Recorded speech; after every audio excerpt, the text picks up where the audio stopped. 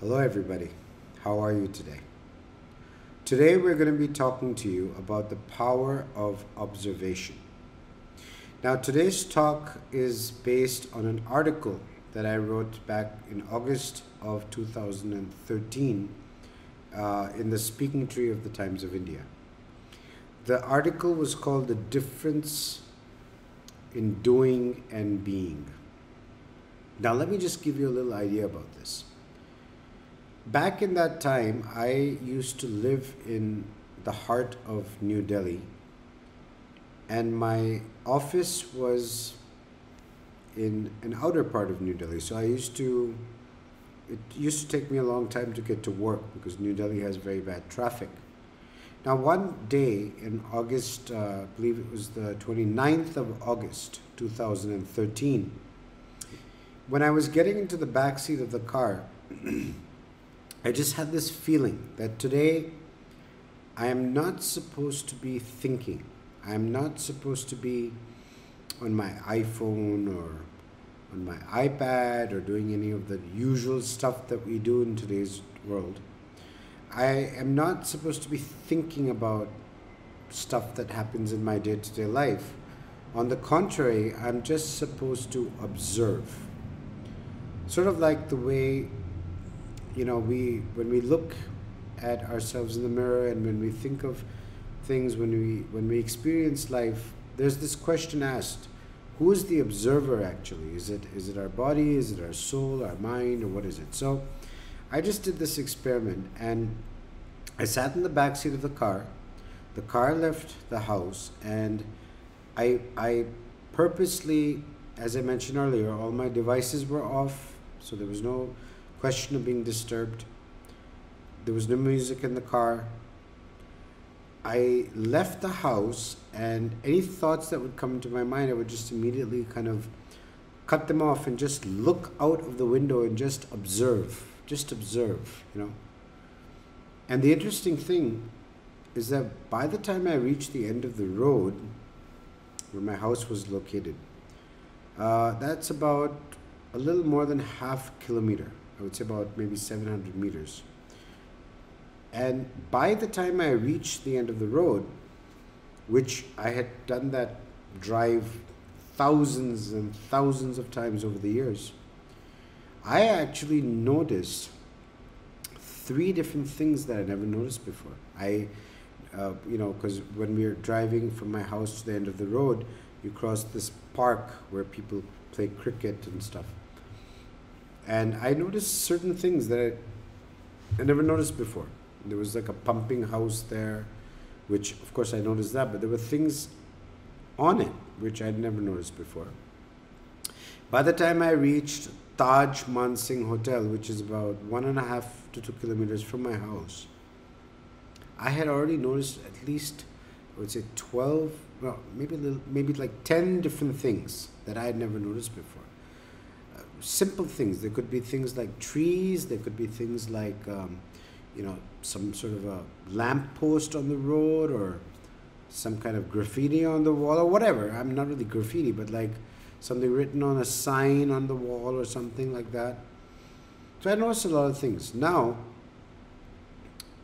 by the time I reached Teen Murti Bhavan, which is about maybe 5 kilometers from my house or so, 4.5 to 5 kilometers, it was hard for me to really count the number of things that I had noticed really for the first time.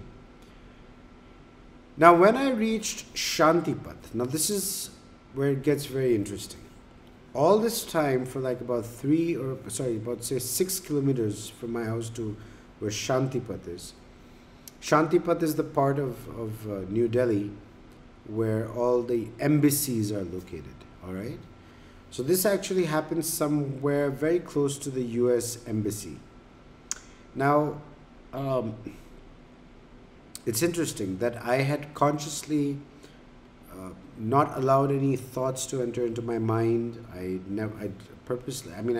really, consciously did not think of anything. I was just observing. It was like, being a CCTV camera, just observing everything, observing whatever's there. So I saw a couple of people walking on the road, And I suddenly heard this voice inside my head, which I really believe was God, and just telling me, do you see this person on the road? You are one with him. I went a little further. I could see some kids playing on the lawn in front of one of the embassies. Again, the voice told me, do you see those children playing? You are one with them. And you are supposed to love them the way you love yourself. And they are also supposed to love you. That is the way I made this world. So I guess who was talking to me was God. Now, by the time I reached Dhola Kuan, which is like maybe another 3 kilometers further from the US Embassy when you're going towards the airport in New Delhi, India.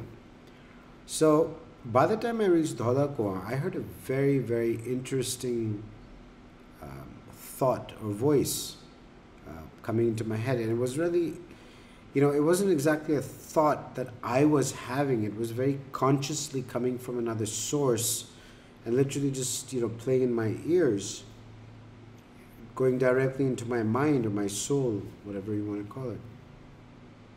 And he told me, he says, do you see this entire world that you live in, this planet Earth? Do you see all these thousands of people that are walking around? Well, he told me, he says, do you know what this is? So I said, no, what is it? He says, it's a womb. Yeah, it's a womb.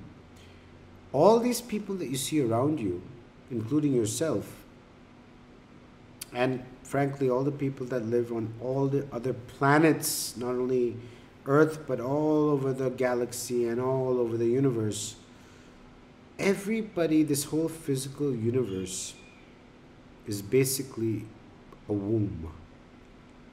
You are being prepared within this womb to enter into a larger world, much like the fetus, the unborn child inside the mother's womb, is being prepared to enter into our world.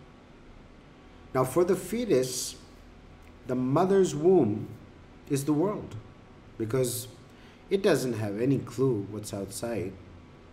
Now, if there are 2 fetuses in the womb, twins or triplets, if there are 3 and so on, when one of those fetuses is born and becomes a baby on our world, for the others that are left in the womb, they would probably think that they would wonder, where's our sibling gone? Because they were there and now they're gone. We don't see them anymore.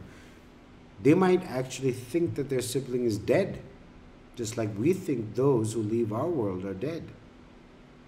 But the truth is that that fetus has actually gone into a larger world and is waiting for its sibling on the other side. That is much like what is happening here. The world that we live in is like a womb. And when we leave this world, we're leaving one world, but we're going into a larger world. So let's not say that our loved ones have departed. Let's say that our loved ones have arrived, but in a larger world. And that is the world where someday we shall all go. So remember the power of observation. Don't think all the time. Don't always be on your devices. Step away. Look around you and just be the observer. Not even your thoughts should be sort of owned in that manner. Step away during that time. And if you do this for a few minutes, maybe 20, 25 minutes, trust me, I believe you will get a message similar to what I got. Thank you, and I love you. Bye-bye.